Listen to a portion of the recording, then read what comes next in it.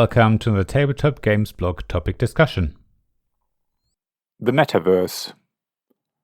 Learning a new game, playing it for the first time, probably with a few rules mistakes, then playing it again, now with a better understanding of how the game works, then playing it once more after having formulated a rough strategy, and feeling you know what the game wants from you is a lot of fun. We've all experienced this, I'm sure, but there's another level to playing games that only becomes apparent after several plays. It is what is often called the meta of a game. Meta basically just means being self-referential. It's the game within the game. It is what you discover after having played the same game more than just a handful of times.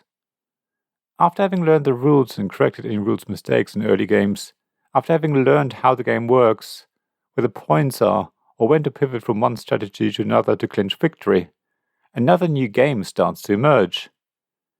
A strategy that has been seen as absolutely invincible can turn out to be really weak as players develop counter-strategies, discover new ways of playing the game.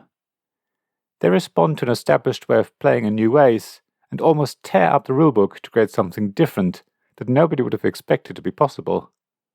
The game suddenly becomes almost not about winning, but about identifying weak points in other players' approaches, and looking at how the game is played from a different angle.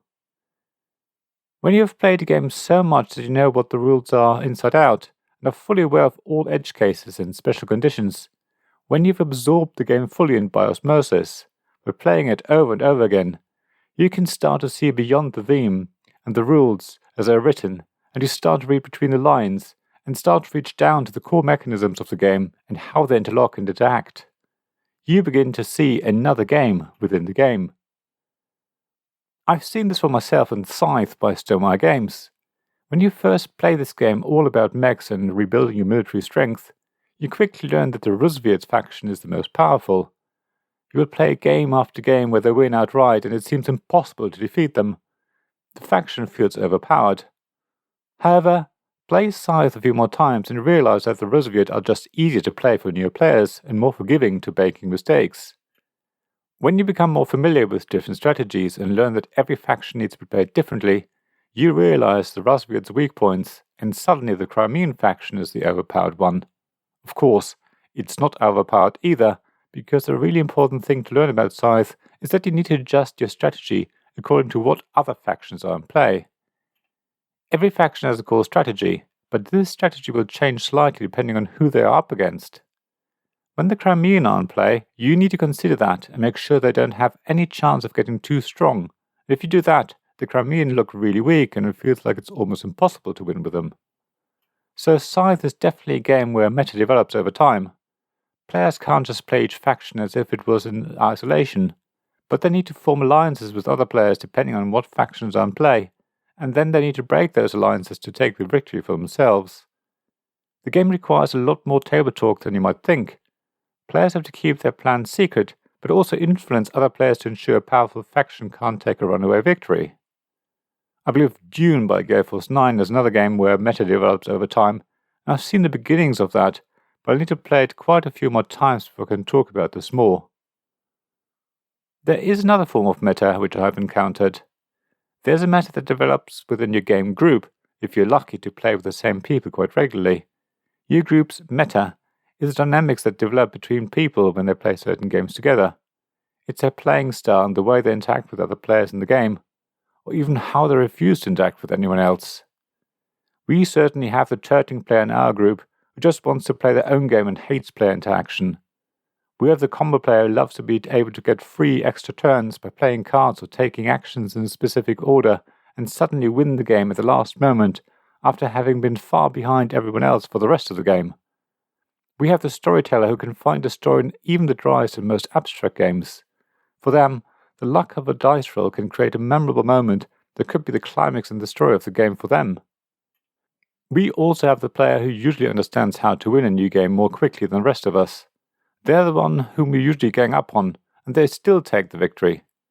They're just able to see beyond the theme and the rules down into the core of the game and quickly identify what makes it tick and where the points come from. They're definitely a strong player and win even when all join forces against them. At the same time, though, that player tends to stick to a specific strategy that they have identified for themselves as the winning strategy during the first few plays of the game. So when the rest of us have started to develop counter strategies, they start to lose the game and tend to lose it consistently. As we all find new ways of playing the game and keep adjusting our strategies according to what other players are doing, the other player sticks with what they know and almost refuse to try something new, even when we point out why they've started losing the game after being the victor at the beginning. It's so interesting to watch how everyone in the games group keeps trying new things and probes the game space to find weaknesses or opportunities. I do that myself, but usually not quite as effective as others.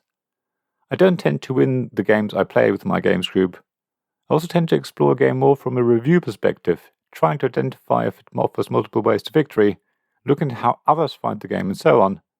I'm usually not that good at working out how to win a game and play games more with my heart than my head. I'm highly influenced by setting and tend to play the games based on that, rather than seeing how doing something gives me more points than doing something else.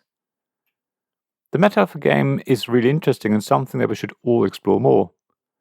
It's so tempting to play the next new game rather than focus on the games we already have and stick with them to see what else they might have to offer. The meta of a game is something very special and exciting, and it's hard to describe properly. You have to experience it for yourself. So I wonder if you have found the meta for a game yourself. I'd love to hear which games you play over and over again. Please share thoughts and experiences at the blog at tabletopgamesblog.com. I'd love to hear from you. Thank you for listening to this Tabletop Games Blog topic discussion podcast. Please check the description below for links mentioned in this episode, as well as to the written version of this article on the blog. If you enjoyed this episode, please subscribe, give us some stars or leave a review. Please also tell your friends about me, and if you want to offer financial support, check out my Patreon and Ko-fi pages, links to which you'll find in the blog at tabletopgamesblog.com. So thank you again for listening, and I hope to see you again soon. This podcast was made possible by the generous help of my Patreon supporters. Royal Patrons, Nicholas Higgins and Sean Newman. Magic Champion Zeb Hicks. Castle Guards David Miller and James Naylor. Dice Masters Alex Bardi, Paul Grogan and Robynne Kay. And Shining Lights Gavin Jones, Sarah Reed, Richard Simpson and Tim Vernick.